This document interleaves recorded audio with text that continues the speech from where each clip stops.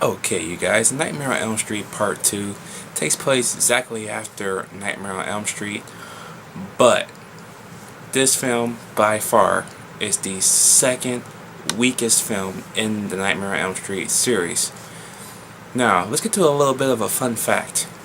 This film basically is a bisexual film with the main protagonist, Jesse, who is a bisexual male in this film. I didn't know that until I read some stuff on the internet. I'm like, really? Jesse was half straight and half gay. That was new. I didn't know that. That was something bold to try, especially in the 80s. Nowadays, it probably ain't no problem. Back in the 80s, I'm surprised there was no backlash because of that. Knowing people back then, the way people bitch and complain today, how would they have did back then? So, kudos to them for doing that. But yeah, so Jesse's best friend was basically his what is that word? Object of affection to him. But he also has a girlfriend, Lisa, of course. Hot as shit though. Seriously, she was. So basically, Freddy Krueger is back. The man of your dreams is back. 5 years after the events of the first one, and this time he wants Jesse, okay, to kill him so he can take over Jesse's body, so he can start killing people in the real world and let the body count rise again. Now, this movie was not very good. I'll tell you that much. I've seen this movie now 3 times. This is only my 3rd time watching it. I saw it twice on cable and now for the first time on Blue. It's not a very good movie. Okay? Not very good at all. And if you're wondering what that red flash was, that was just the end of the movie going off.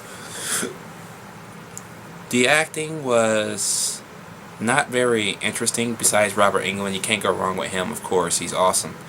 But Jesse, no, he didn't. He was kind of horrible. I don't really like this direction the film took. It went a completely opposite 180-degree direction from having Freddy Krueger kill people in your dreams to try to have him kill them in reality. Okay? The only purpose that would serve if you pulled them out of your dreams. Okay? That should have been the only way it worked. Not manipulating a protagonist to kill people for him. That's just bullshit. He did that same thing in Freddy vs. Jason. Sort of. Which I like that movie, but I didn't like that either. I didn't like the fact they used that again as an excuse to get Freddy Krueger to kill people. I mean, you couldn't think of something else to do that. That was just fucking lazy on my part, on your part. My part would have been awesome.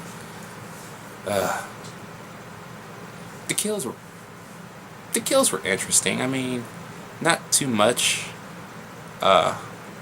gruesome stuff. Probably not like the first one, but yeah, I can see why Wes Craven turned this down. I'm surprised Robert Englund didn't turn it down. But other than that, Nightmare on Elm Street Part 2 gets a C. Not a very good entry in the series, but it's not the worst. I have seen worse than this, and I'll get to that soon, but not just yet.